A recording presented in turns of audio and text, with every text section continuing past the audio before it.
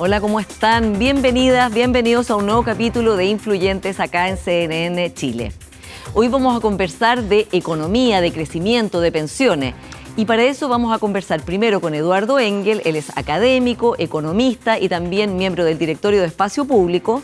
Y luego conversaremos con la flamante nueva presidenta de la CPC, Susana Jiménez, la primera mujer después de 26 hombres a cargo de la multigremial. Partimos Influyentes. Eduardo, bienvenido una vez más a nuestro programa. Gracias por la invitación. Bueno, partamos hablando de crecimiento económico, uno de los temas que se ha tomado, por supuesto, la agenda, la necesidad de crecer más y la necesidad también o la incorporación de este gobierno de un tema que no tenía en su programa, pero que se ha dado cuenta, ¿no?, con el paso del tiempo de lo fundamental que es. ¿Qué crees tú que nos está impidiendo crecer, Eduardo? A ver, el tema no fue central durante mucho tiempo y es un tema en el cual además va a ser muy relevante ponernos de acuerdo en varias cosas que deberíamos hacer al respecto. Entonces, creo que hay temas que están en la agenda y que son relevantes. Uno de ellos es el tema de los permisos, la permisología. Creo que tenemos un sistema de permiso bastante anacrónico, que no funciona bien, que no está integrado y en que hay algunas reformas ya en marcha en el Congreso que son interesantes, otras que pueden perfeccionarse y temas que no se están abordando. Ese es un gran tema y un tema muy relevante y un problema que se va manifestando a nivel mundial. Estamos junto a un montón de otros países en que este era un tema mucho menos importante hace 20 años y hoy día lo es mucho más, digamos. Entonces hay todo un tema de evolución en que lo estamos enfrentando y hay, espero, emergiendo acuerdos muy importantes. Pero creo también que necesitamos una visión más completa con otros temas que también son relevantes para el crecimiento y que o no están mucho menos en la agenda. Uno de ellos es innovación. El crecimiento a largo plazo de los países depende en buena medida de cuánto logran innovar, de cuánto logra crecer esa productividad, que es con lo mismo hacer más. Esa es la mejor forma de crecer en el mediano y largo plazo. Y en primer lugar gastamos poco en eso. Chile, como fracción del PIB, gasta 0,3% en investigación y desarrollo. El promedio en América Latina es 0,6%, que es el doble de Chile, y en los países OCDE es 2,7%, que es 9 veces. Ahora, eso no significa que gastar más va a mejorar las cosas. Debemos gastar más, pero además preocuparnos que ese gasto contribuya a un mejor crecimiento y a un desarrollo. Pero es un tema en que estamos estancados hace décadas y en que los avances han sido pocos y en cuanto al monto gastado como fracción del PIB nulo. Entonces es un tema pendiente muy, muy importante y que conecta con, no hemos tenido grandes éxitos nuevos en exportaciones, por ejemplo. Claro, eso te iba a preguntar, porque también Oscar Landerreche, otros economistas, tú mismo, han puesto el punto de decir, no podemos seguir haciendo lo mismo, ¿no? Ya también hay un nivel de agotamiento con ciertos modelos productivos que, por supuesto, tenemos que mantener nuestra exportación muy activa, pero hay que encontrar otras maneras de producir y otras cosas, ¿no? Y ahí es donde el gasto de investigación y desarrollo, todo un ecosistema de innovación que tienen los países es clave. Y es un tema en el cual no tengo una bala mágica, digamos, una bala de plata, pero sí sé que tenemos además grandes vaivenes de un gobierno a otro. Todo lo que hace la Corfo, el gobierno de centro-izquierda, avanza y se hacen cosas y se aprende. Los gobiernos de derecha lo paran, no les gusta ese tema, no quieren hacer nada. Sería interesante llegar a un acuerdo en qué temas hay un consenso más amplio como para que permanezca en el tiempo. Todas esas son políticas de largo plazo que si cada 4 años se van parando, porque hemos tenido mucha alternancia en el poder, no van a funcionar. Y por lo tanto, ese es un tema el cual parte del problema al menos es no tenemos un mínimo acuerdo sobre hacia dónde apuntar, qué tipo de política implementar, ¿no es cierto? Esto tiene que ver con política industrial, etcétera. Entonces ponernos de acuerdo y también ver cómo elevamos ese gasto en un país que está con restricciones fiscales y por lo tanto no es fácil encontrar más recursos para gastar más, pero si queremos crecer en el mediano y largo plazo, esa es un área en que con buenas políticas sí debemos gastar más.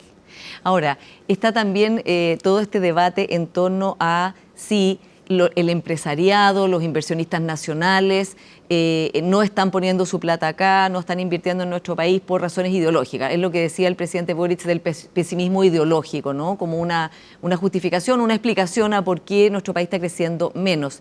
¿Tú ves a un empresariado con pesimismo ideológico y compartes cierta parte del pesimismo?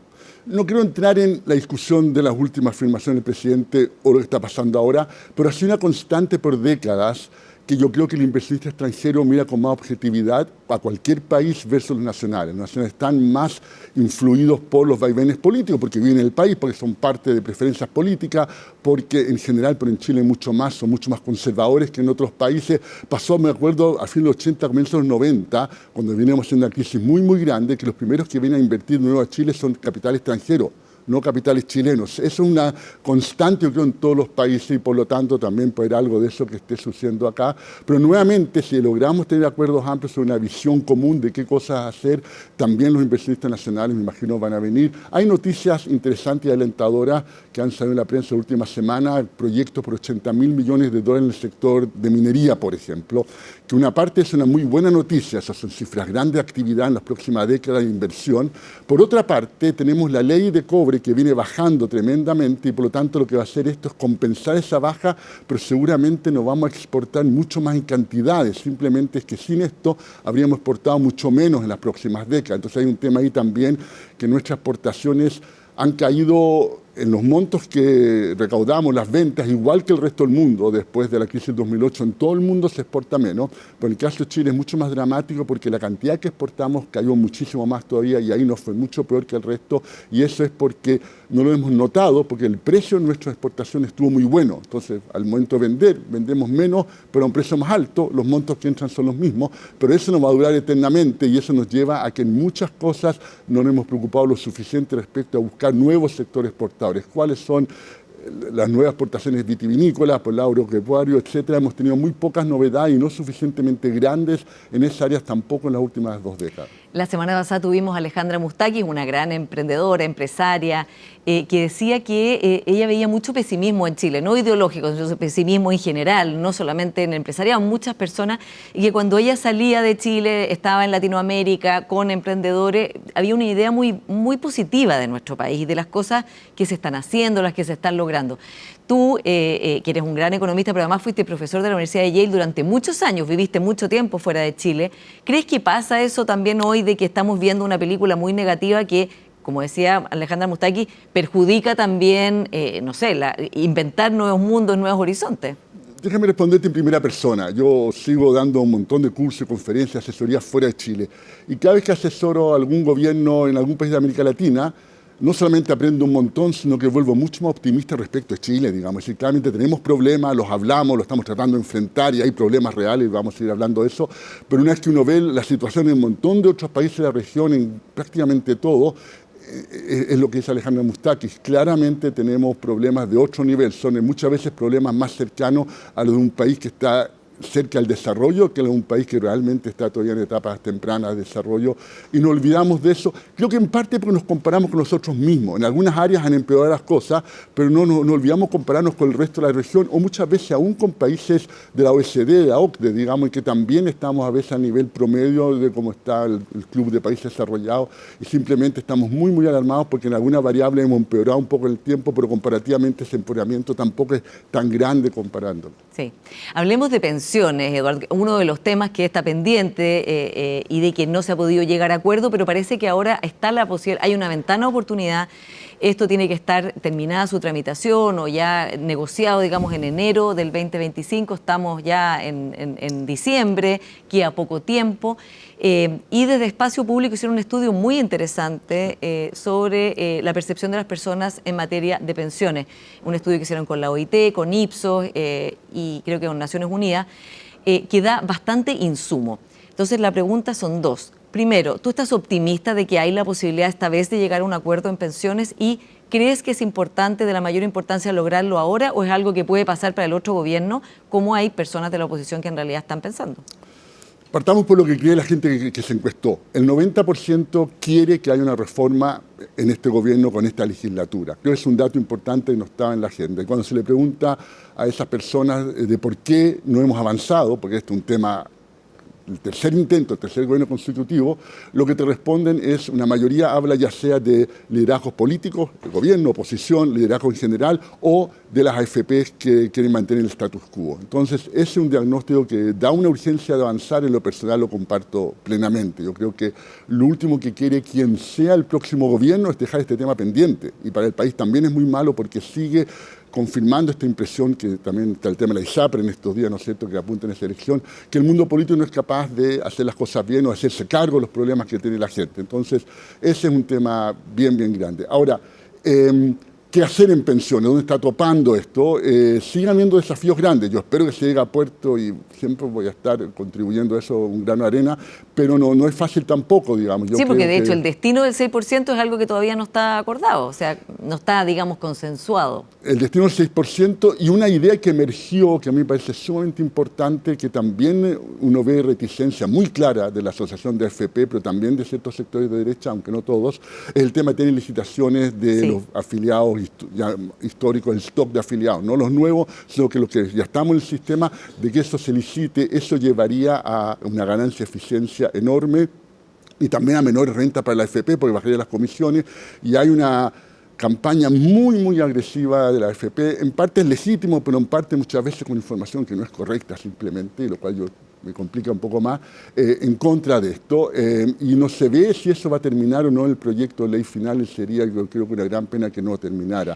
En lo que es la parte del 6%, yo creo que un elemento clave es que hay una componente importante de una demanda por un elemento solidario en esto. La encuesta de espacio público muestra que hay una combinación que la gente quiere premiar, el esfuerzo personal, el que vaya parte de mi esfuerzo para mí, pero también valora dimensiones importantes de solidaridad. Se le pregunta a las personas, por ejemplo, si quieren de que a quienes se dedican a cuidado, que son principalmente mujeres, reciban dinero de los demás trabajadores, el 57% dice que sí. Entonces tenemos que un poco más del 50%, un poco menos del 50%, dependiendo de la pregunta, pero hay una división en dos mitades respecto al rol que debe tener la solidaridad, o si uno quiere verlo, una combinación de solidaridad con esfuerzo personal. Yo creo que hay que incorporar esas dos cosas. Desde una perspectiva centroizquierda creo que es clave que hay un elemento de solidaridad en este componente, que es una de las visiones que diferencian muchas veces a la centroizquierda y a la derecha. Incluso si ese componente fuera este préstamo, digamos, o este préstamo que después se devuelve con un... Es que yo creo que eso no es solidaridad. No, o sea, eso debiera ser un parteaguas para ti, para la centroizquierda de aceptar. Fiscalmente dudoso, no sé cómo va a ser contabilizado eso como deuda o no, digamos, pero al final solidaridad es cuando tú y yo tenemos un riesgo que lo compartimos y el que le va mejor le pasa algo que va peor, aun cuando ex ante era algo que seguramente tenemos la misma chance de no fuera bien o mal, digamos. Ese elemento no, entonces yo creo que no. Solidaridad es un elemento seguro colectivo, un elemento de seguro entre distintas personas. Entonces, ¿por qué conllevar necesariamente un elemento de redistribución, digamos? Pero está también el elemento de las mujeres y los hombres, que las mujeres viven más tiempo, que eso sea un elemento solidario, que no por eso jubilen con una menor pensión. Es un elemento también que tiene redistribución entre distintas personas dentro de una misma generación. Ese tipo de elementos son parte de un sistema de pensión en la inmensa mayoría del mundo. No es una idea curiosa que queremos implementar en Chile. Lo curioso es que en Chile esa idea solo se implementa a través de fondos generales como la PGU y no compartiendo entre trabajadores, que yo creo que es una segunda forma en que en la mayoría de los países también se hace. Claro, ahora lo que dicen las AFP es que las personas todas quieren que el 6% entero vaya a su cuenta individual, pero la encuesta de ustedes muestra otra cosa. No sé si lo están preguntando de otra manera, pero no son consistentes las dos respuestas. Todas las encuestas que han habido, aquellas financiadas con la AFP un poquito más, pero en general es 50-50. Entonces, la AFP cuando es 51 para su lado dice que son todas. Para mí 51-49 es alrededor de mitad a mitad, ¿no es cierto? Esto no estamos eligiendo un presidente, estamos buscando políticas que todo el mundo se sienta representado. Implementar políticas en pensiones con una pequeña mayoría, en que casi la mitad de la población siente que no la representa, es una mala idea porque eso no es sustentable en el mediano plazo. Creo que es importante para todos los sectores políticos darse cuenta de ese tema al momento de estas últimas semanas, el tema pensiones, llegar a la propuesta final. Ahora, para la centroizquierda, ¿qué debería ser como una línea roja? Obviamente si es el 6% entero a la cuenta individual, que es lo que la oposición estaba planteando, pero si fuera un punto de solidaridad, ¿es aceptable? ¿Sería mejor acordar esto hoy y sacar esto adelante, aunque sea distinto, muy distinto de lo planeado? ¿O, en ese caso, tú crees que sería mejor decir, bueno, no se llegó a acuerdo? Hablo a título personal, sin representar a ningún partido, porque no estoy en ningún partido, pero yo creo que tener un punto de solidaridad de verdad, no cuestiones un poco contables fiscalmente, y incluir licitaciones de stock sería algo sumamente bueno para el sistema en general y también para la centroizquierda. ¿Y en la encuesta de OIT con espacio público la gente estaba de acuerdo en el licitar el stock? Sí, pensamos mucho cómo hacer esa pregunta, pero no es fácil preguntar una pregunta de licitación de stock, un tema que la mayoría menos maneja, pero simplemente preguntamos a la gente lo siguiente: ¿usted estaría de acuerdo con que lo cambien a una AFP con una comisión más barata, siempre con el derecho a cambiarse de vuelta, a cambiarse cuando usted quiera? Y una mayoría grande, 67%, dijo que sí. Claro. Y eso, en el fondo, es lo que haría esta licitación de stock. Y por lo tanto, yo creo que ese es un tema muy, muy valioso que debiera estar en la visión final, en que hay también personas muy importantes en la derecha que han sido valientes al ir en contra de las AFP en este tema, lo cual es un costo alto para personas en general, de promover esto. Salvador Valdés tiene un rol muy valioso en eso, y también algunas otras personas, y ojalá eso sí logre terminar en el proyecto final. Y hablemos de las ISAPRES, ¿no? Que lo mencionaste, que ha sido un tema esta semana el hecho de que hayan llegado las cartas y que hay personas a las cuales le van a devolver de 800, 500, menos de 1.000 pesos. Es una muestra de qué sucede cuando el sistema político no es capaz de abordar los problemas que tenemos. El origen no es ni siquiera el 2010, el origen de esto es fines de los 90, cuando ya quedan claro que el sistema ISAPRES tiene limitaciones importantes, que se selecciona por riesgo, lo cual que se traduce en que después no puedo moverme, en que no entiendo al momento de elegir entre 50.000 planes, un montón de problemas que se diagnostican a fines de los 90, y las propuestas están a fines de los 90. Y pasan 25 años sin que se haga prácticamente nada porque el Congreso no es capaz de hacerlo, a mi juicio, porque las ISAPRES es un lobby muy, muy potente que la derecha acompaña en vetar este tipo de reformas menos obvias. Entonces, cuando yo no hago las reformas necesarias a tiempo, termino con cualquier cosa que nunca sé por dónde va a saltar, pero voy a terminar con algo mal hecho y que no va al fondo del problema. Y esto ahí empieza el 2010 con un fallo del Tribunal Constitucional, luego tampoco se hace lo que había que hacer el sistema político, se sigue dejando la pelota dando bote. Llegamos al 2022 en que vienen 3 fallos de la Corte Suprema, digamos, y ahí llegamos a la ley corta, pero en un proceso poco afortunado en cuanto a la capacidad del sistema político de enfrentar aún el momento en que llega una crisis sumamente grande. La primera tentación ahí fue de ciertos grupos de izquierda, fue hacer la gran reforma del sistema de salud. Ahora finalmente quiebra la ISAPRE de facto, es decir, aprovechar de esto que no se tenían los votos, hacerlo indirectamente. A mi juicio, y lo hicimos en espacio público, con mucha ingenuidad, digamos, porque claramente era un camino que significaba una crisis tremenda del sistema ISAPRE, del sistema de salud pública también, porque iba a quebrar prestadores, no solamente iba a quebrar la ISAPRE, también los prestadores que funcionan. Claro, las clínicas que atienden también a gente en FONASA, claro. Nadie lo calculó. Bueno, entonces, antes de calcular nada, ya estaban las aplicaciones en la web diciéndole a cada persona afiliada a una ISAPRE cuánta plata tenía que devolverse, creaban expectativas enormes, digamos, era imposible de hacer. Si se devolvían esas platas, quebraban la ISAPRE y nadie recibía nada. Claro. Por lo tanto, una promesa vacía con fines políticos cortoplacistas. Finalmente prima la racionalidad, prima la responsabilidad política, pero ya se había creado una expectativa.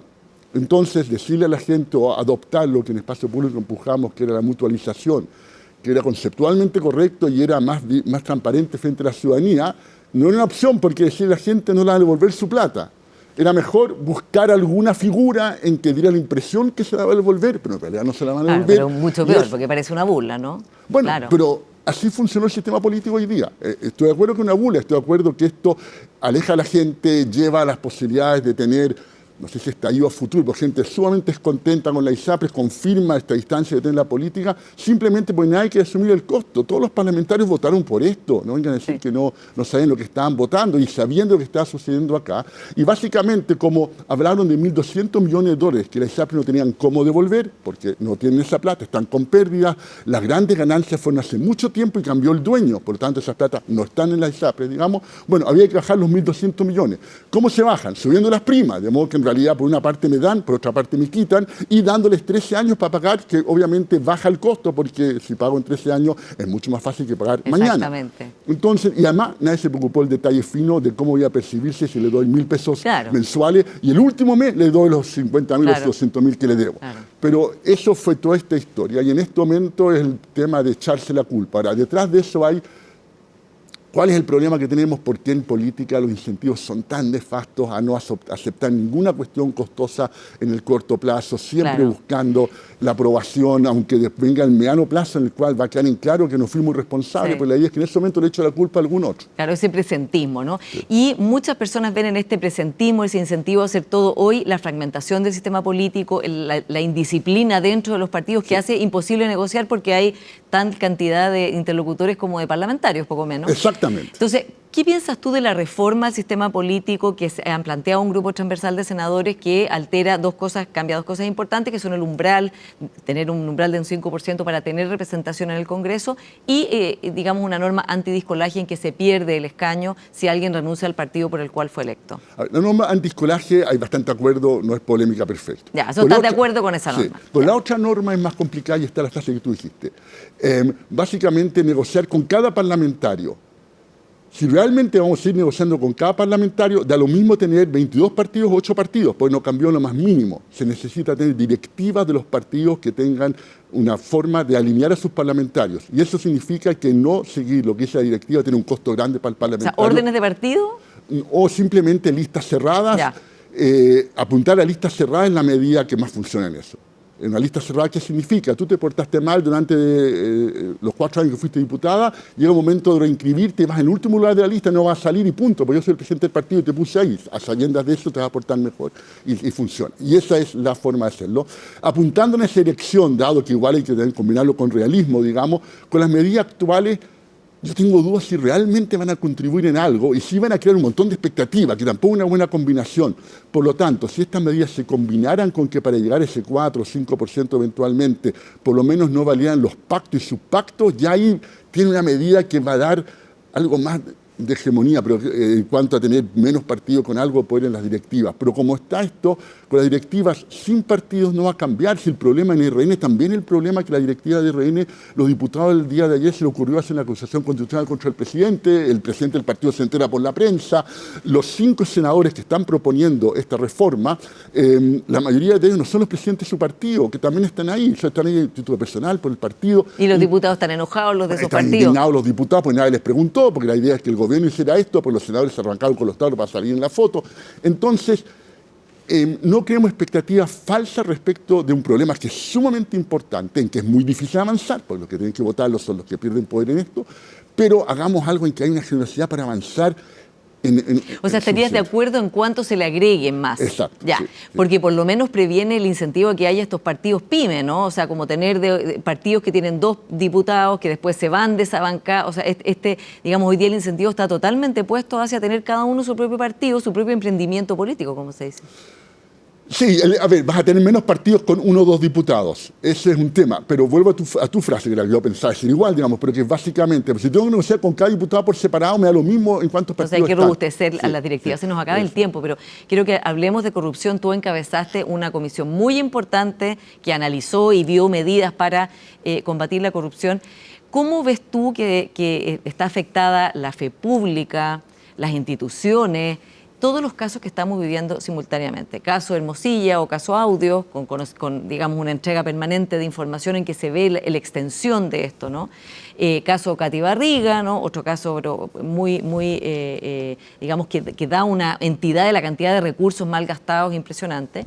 Y luego tenemos, por supuesto, el caso Monsalve, ¿no? Que ha instalado en el corazón de la moneda una acusación tan grave como es la de violación y donde, como se ha reconocido, los protocolos no se activaron, la víctima no fue protegida, o la denunciante, si queremos decir, mientras hay un pronunciamiento final de la justicia, la denunciante no fue protegida y por lo tanto se le permitió estar 2 días ejerciendo funciones en su cargo.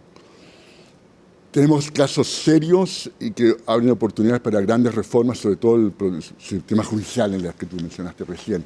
Sin embargo, Chile, en las evaluaciones internacionales de control de corrupción, sigue con Uruguay siendo por lejos los países mejor evaluados en América Latina. Y eso no ha cambiado con todos los casos que hemos tenido los últimos 10 años. Y tampoco eso es creo importante, que cambie. Claro. Es muy, muy importante. Están Chile y Uruguay acá arriba. Antes era Chile número 1, Uruguay número 2. Ahora se revirtió, pero el resto de América Latina está mucho más abajo. Y Chile y Uruguay están a nivel promedio de la OCDE. Es decir, no solamente dentro de América Latina. Con la OCDE, Chile, tomando el indicador de transparencia internacional, estamos mejor que España, Italia y Portugal en estos temas. Ahora, no quiero minimizar ninguno de esos casos, son gravísimos, digamos, pero claramente no perdamos de la perspectiva de donde estamos. ¿Por qué entonces esta percepción que tiene todo el mundo que estamos realmente mal?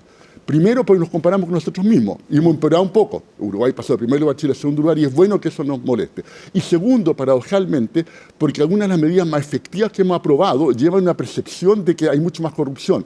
Hemos sabido los casos Katy Barriga, el alcalde de Vitacura, etcétera, Jade, digamos, claro. porque pusimos límite a la reelección de los alcaldes. Llega un nuevo alcalde, revisa lo que hizo el alcalde anterior y se destapan estos casos. Percepción general, hay mucho más corrupción en el municipio. La verdad es que antes había igual de mucha, pero no se sabía y ahora se sabe. Y mejor aún, un nuevo alcalde que asume en un par de días va a saber que en 8 o 12 años va a llegar un nuevo alcalde, va a revisar lo que hizo y va a ser mucho más cuidadoso. Entonces, hemos mejorado en ese tema. Una de las pocas medidas de la comisión que yo presidí, que se aprobó en temas municipales, en otros temas se aprobó mucho, pero en municipal se aprobó casi nada, fue el límite de la reelección. Pero eso tiene un impacto enorme, Sí. aunque la percepción va a la elección contraria durante un tiempo. Sí, y por último, que se nos acaba el tiempo, ¿cómo ves a esta nueva generación gobernando ya que queda el último año de este gobierno? Y también te lo pregunto porque desde Espacio Público hay muchas figuras que han ido al gobierno, ¿no? Y que han entonces se han transformado en piezas fundamentales del Estado, del gobierno, gente joven que se había ido formando.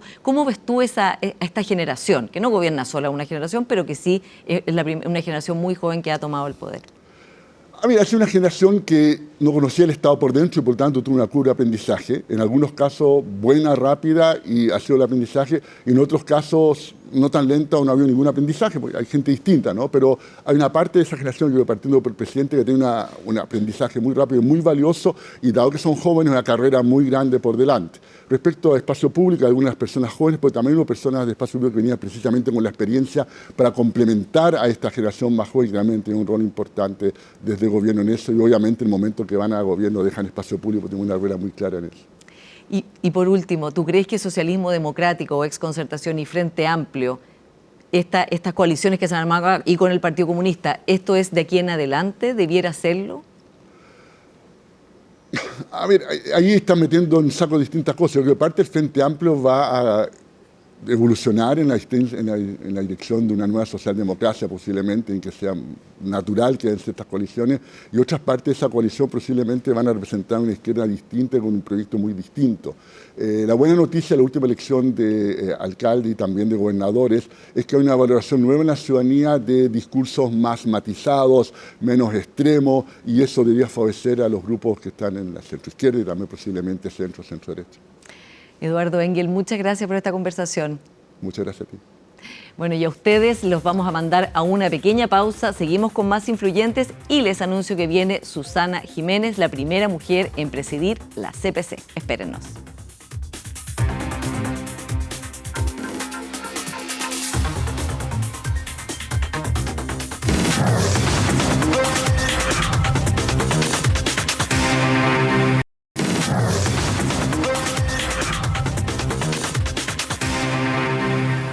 Ya estamos de vuelta acá en Influyentes de CNN con Susana Jiménez, la flamante nueva presidenta de la CPC. Después de 26 antecesores hombres, es la primera en dirigir esta importante multigremial. Felicitaciones, Susana Jiménez. Muchas gracias. Bueno, y hay una agenda muy importante que desarrollar, ¿no? Desde la CPC y desde los gremios y desde toda la sociedad, en pos del crecimiento económico, que ha sido uno de los pilares que tú has definido como parte de tu gestión y que a su vez el presidente de la República y otros gremios como la SOFOFA han definido esta semana, ¿no? en que hubo la comida anual de la SOFOFA. Susana, partiendo de la base de que hay ya una necesidad compartida de volver a crecer, bastante transversal políticamente, ¿qué es lo que nos falta para volver a crecer a tasas que sean más importantes, más robustas que el 2,4 que estamos pensando que será este año? Y cómo retomar una senda de crecimiento que, según nos dijo el ministro Mario Marcel en Tolerancia Cero, no es tan fácil volver a crecer a los niveles que crecíamos antes por el nivel de desarrollo también que tiene el país.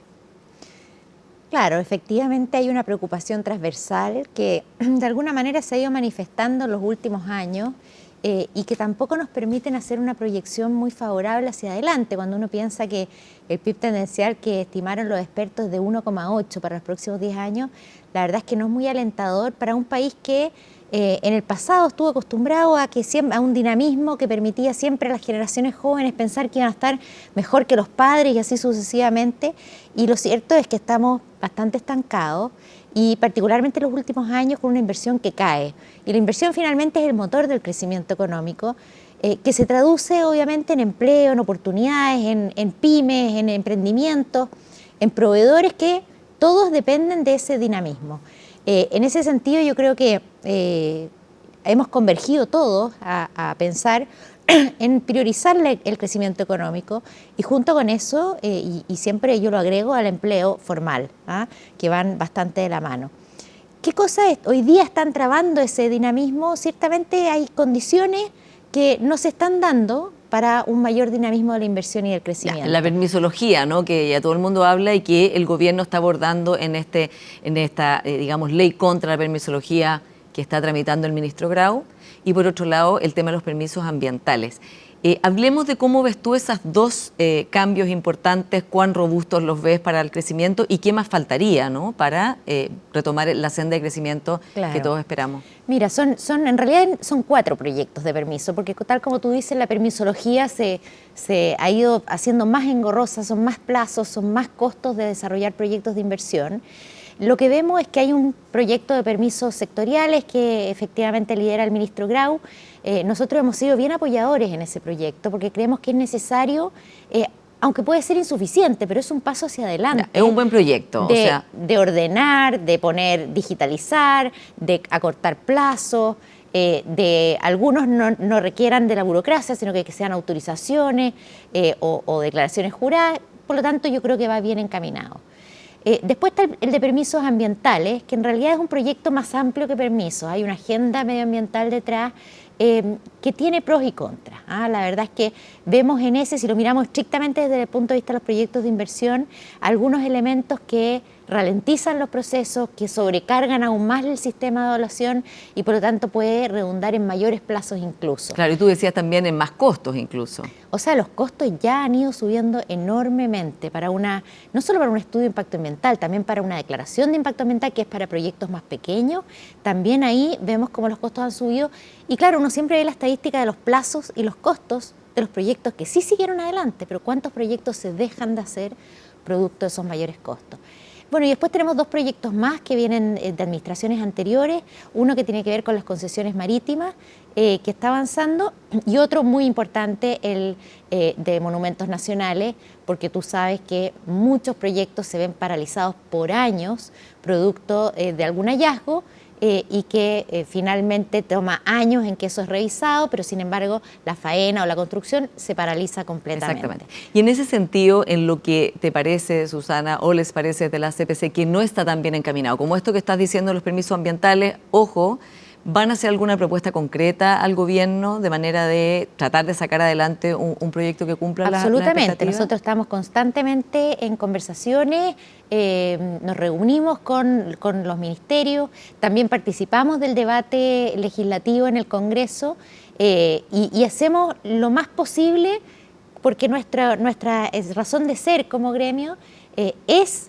ciertamente poder participar y contribuir al debate del buen diseño de políticas públicas que finalmente redundan en la capacidad nuestra de desarrollar proyectos, de generar actividad productiva privada. Entonces, tratamos de ser lo más activos posible también en el debate público en torno a esos proyectos. Bueno, el otro tema que también se conversó en la comida de la SOFOFA y tú también has dado entrevistas, has hablado, es el tema de la rebaja de los impuestos corporativos, ¿no?, a las empresas. Entonces, el gobierno se ha allanado a bajar de 27 a 25, entendiendo que es un impuesto que es más alto que el promedio de la OCDE y que sería un impuesto que habilitaría mayor inversión, ¿no? Pero has planteado tú, planteó Rocío Navarro, 23%, y el presidente dijo, bueno, no negocien con el tejo pasado, algo que no cayó tan bien parece, pero que está diciendo también, bueno, encontrémonos en un punto intermedio. ¿Qué tan negociable es ese 23%? Y si hay alguna posibilidad, crees tú, de llegar a una solución de compromiso. Mira, te lo voy a contestar dando un poquito de contexto, porque el alza que hemos tenido nosotros de impuestos corporativos en los últimos años ha sido tan grande que incluso la Comisión Marfan la estimó que eso nos ha hecho perder 8 puntos del PIB. Y la verdad es que hemos llegado a un impuesto corporativo que es muy elevado y yo creo que de eso hay plena conciencia hoy día. Nosotros cuando hablamos de 23% es por asimilarnos al promedio de la OECD, pero ojo que no tenemos las mismas condiciones habilitantes de los países desarrollados. Entonces, 23% no es algo que uno diga, bueno, es ambicioso, por el contrario. Yo creo que lo que realmente uno debería mirar es cómo progresivamente ir bajando esa tasa corporativa, ya no solo a niveles promedios, sino que de los países que queremos imitar, los países que les ha ido bien, que se han desarrollado. que tienen ese dinamismo que nosotros estamos necesitando. Entonces, yo diría que esto no es una negociación, no es pasar, como decías tú, con el tejo con pasado, el tejo dijo pasado, el presidente. pero, sino que por el contrario, es una visión de que el país requiere ser más competitivo tributariamente, somos un país abierto para atraer inversiones, competimos con el resto del mundo y por lo tanto tenemos que tener condiciones atractivas para que se hagan las inversiones en Chile y no en otro lugar. Ahora, desde el lado del gobierno, y también lo decía el ministro Marcel, esa rebaja de impuestos tiene que compensarse con mayor recaudación en alguna parte, ¿no? Porque hay que mantener evidentemente la responsabilidad fiscal y no hay más plata, así claramente no hay de dónde ir sacando más recursos. Entonces, si no hay la posibilidad de subirle los impuestos a las rentas más altas, o como dijo el presidente Boric en la SOFOFA, a los más ricos, algo que parece que no tiene mucha viabilidad en el Congreso hoy día y que también no ha sido apoyado por los gremios empresariales, entiendo que tampoco por la CPC, ¿de dónde se saca esa plata? Si no es con impuestos a las personas que pueden pagar más impuestos, que son las personas más ricas. Bueno, ahí hay hartas cosas que decir, las personas con más pagan más. Tenemos impuestos progresivos en Chile. También es verdad que en Chile el universo de contribuyentes es bastante bajo. El impuesto a la renta lo paga el 20%, lo cual de nuevo nos distancia bastante de la realidad de los mundos del mundo con el que nos gusta compararnos, ¿cierto? Partiendo por la OECD. La verdad es que hemos visto cómo el gasto público ha crecido enormemente en los últimos años. Entonces, cada gasto adicional no puede significar mayor recaudación. Yo creo que hay un momento en que cualquiera que tiene una restricción presupuestaria, en que están las holguras bastante comprometidas hacia adelante, porque efectivamente se ha venido gastando más de lo que ingresa a las arcas fiscales, en algún momento hay que ordenar también, hay que reducir el gasto, hay que abordar aquellos bolsones de recursos que se dejan pasar. O sea, tenemos una situación de gasto en licencias médicas, en evasiones del transporte público, bueno, ahora se legisló para el cumplimiento tributario también, hay un amplio universo de trabajo informal que tampoco contribuye con sus impuestos. Entonces, hay un momento que uno dice, bueno, cada cosa adicional, cada programa de gobierno no puede venir aparejado, como ha sido en los últimos múltiples programas de gobierno con alzas tributarias.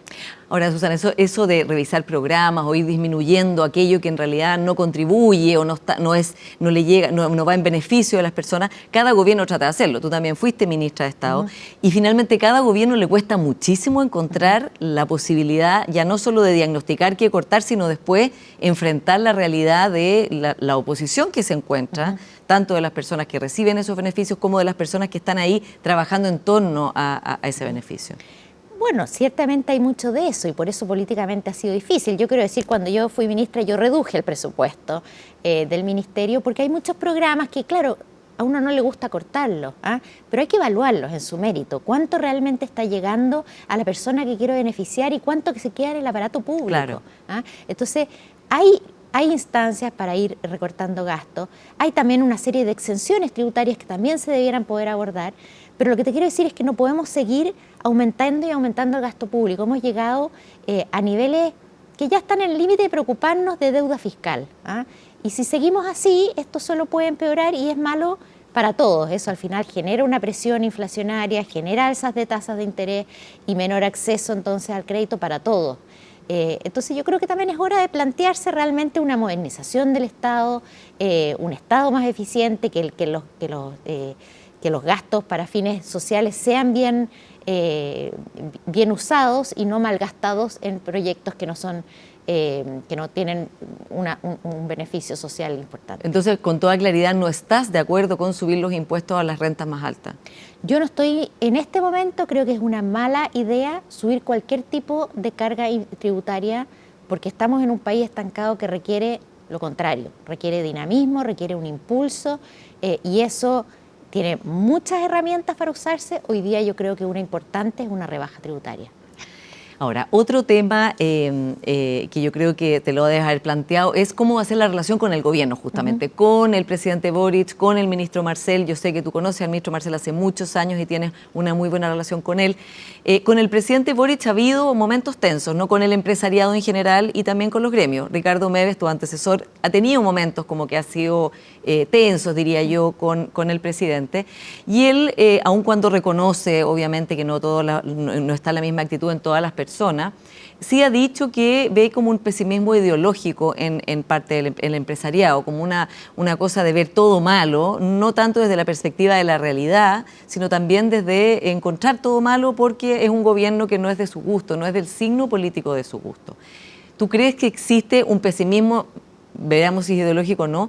Y lo más importante, ¿cómo esperas que tu relación, la tuya, la de Susana Jiménez, sea tanto con la autoridad económica, el ministro Marcel, el ministro Grau, la ministra de Medio Ambiente y con el presidente? A ver, primero yo creo que es rol de los gremios tender puentes, y por lo tanto es muy importante mantener esa conversación fluida, esos espacios de diálogo respetuosos. Es natural que no siempre coincidamos o que tengamos propuestas divergentes o críticas constructivas o más agudas, digamos, a lo que se propone, pero creo que es muy importante tener esos espacios. La voz de la experiencia empresarial es muy importante, y yo creo que cuando se ha dejado de escuchar, hemos sufrido las consecuencias. Mira, el ejemplo más clásico y reciente fue el retiro de fondos de inversión, o sea, fondos de AFP, perdón, que la verdad es que todos los expertos dijeron esto va a generar inflación, esto va a generar un problema. El mismo ministro Marcel, que era presidente del Banco Central, fue muy claro. Entonces, yo creo que ese espacio hay que conservarlo. Ahora, yo afortunadamente conozco hoy día a todos los ministros, he estado 2 años en la CPC, tengo una muy buena relación con ellos, pero lo importante es que uno tiene que pensar esto mucho más a mediano y largo plazo. Cuando hablamos de crecimiento, proyectos de inversión, son proyectos a 20 años, a 30 años, entonces trascienden por mucho, 1, 2, 3 gobiernos. Y lo importante es que uno pueda mantener ese diálogo permanente para ir construyendo ese Chile de mañana. Y por lo tanto, yo no tengo ningún temor a que puedan haber diferencias. Yo creo que me preocuparía si no hubiera un espacio para poder expresarlo. Y yo creo que esos espacios sí existen y es muy bueno que así sea.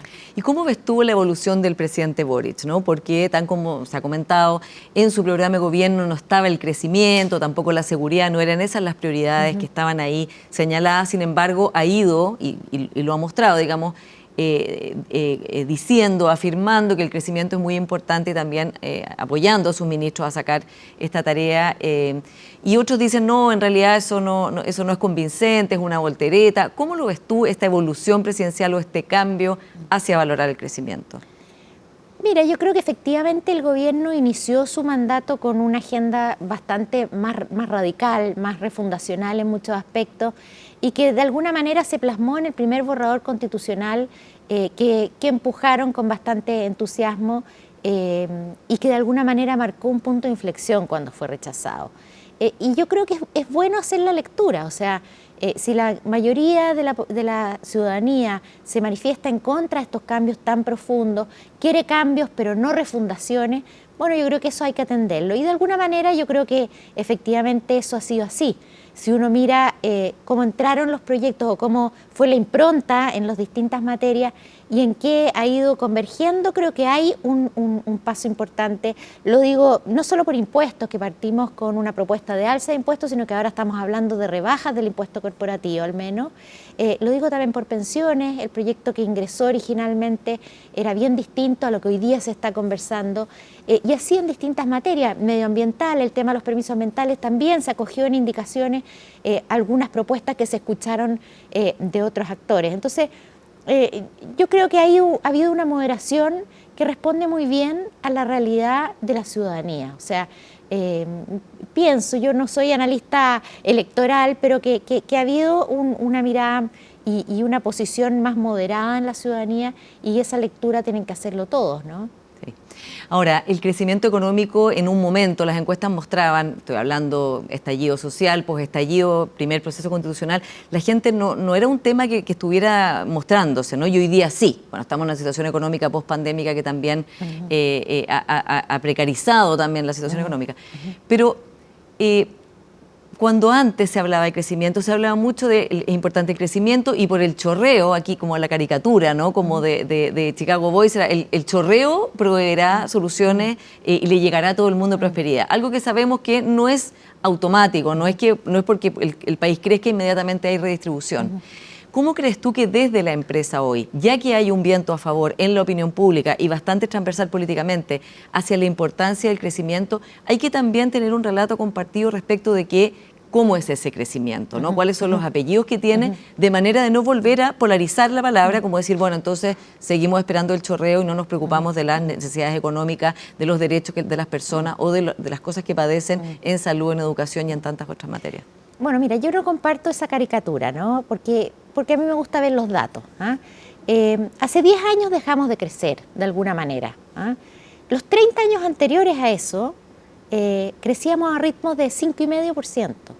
¿En qué se tradujo eso en la realidad? ¿Es solo un número económico? No, no lo es.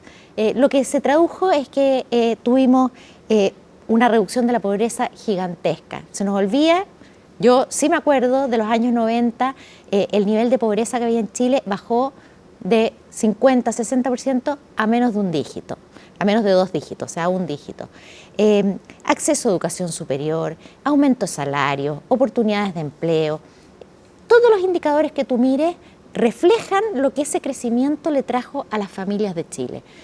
Los últimos 10 años esa tasa bajó a menos de 2% y como hablábamos antes, la proyección hacia adelante es bastante baja. Entonces, yo creo que es bueno que se haya, digamos, como revitalizado el concepto del crecimiento entendido como algo que trae bienestar a las personas.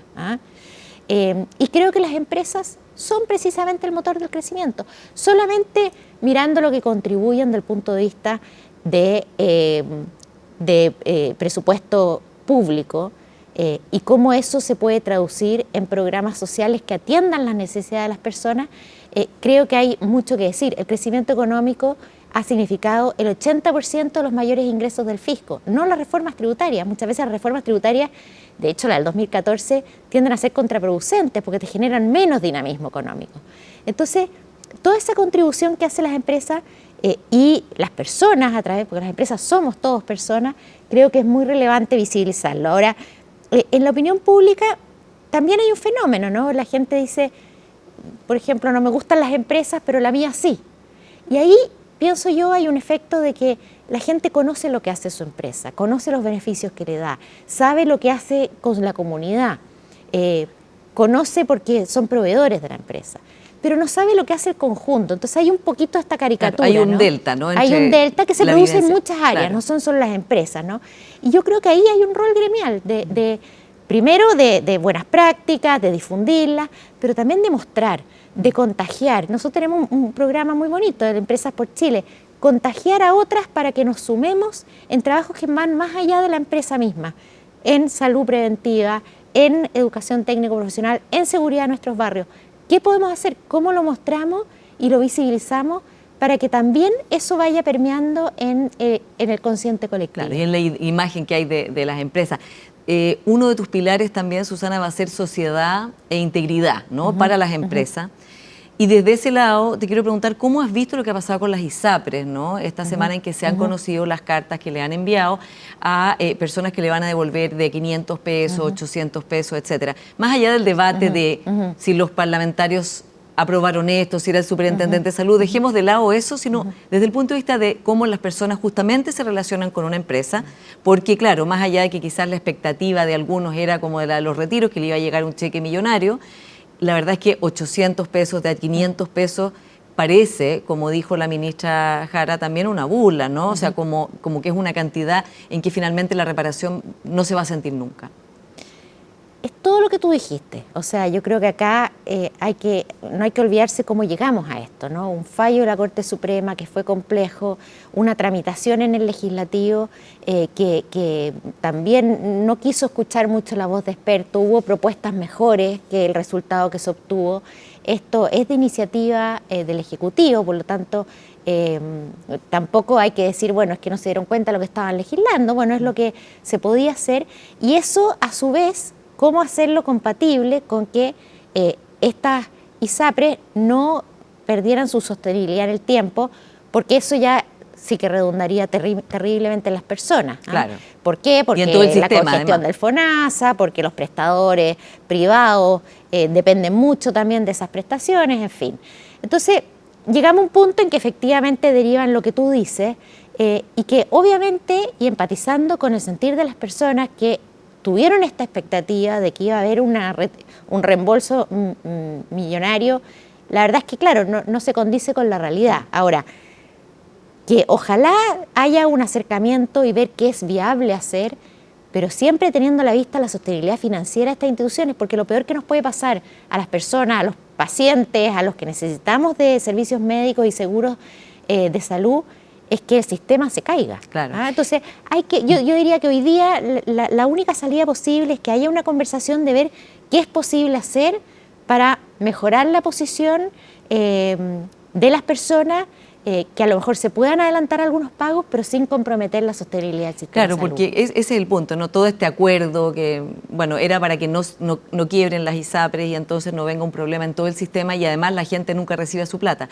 Pero claro, no tiene ninguna lógica devolver de esa cantidad de plata en que no se siente en el bolsillo de las personas a quienes les cobraron de más. ¿Tú crees que fue un error de las ISAPRES? Porque ellos eligieron, o sea, era un plazo hasta 13 años, no era obligación hasta 13 años y hay ISAPRES que de hecho han pactado otro tipo de como más vida, ¿no? Que han decidido pagar de otra manera.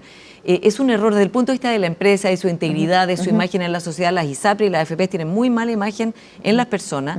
Hacer algo así sin haber explorado otros caminos, a lo mejor personas que prefirieran, por ejemplo, que les pagaran antes, pero quizás menos, no sé. Mira, yo creo que depende caso a caso. Yo creo que la situación de cada una de ellas también es bien distinta. Uno en realidad debería ver los números. Bueno, ¿qué significaría adelantar los pagos? ¿Es factible para todas o solo para algunas? Yo creo que ese es el proceso que hay que entrar a conversar ahora.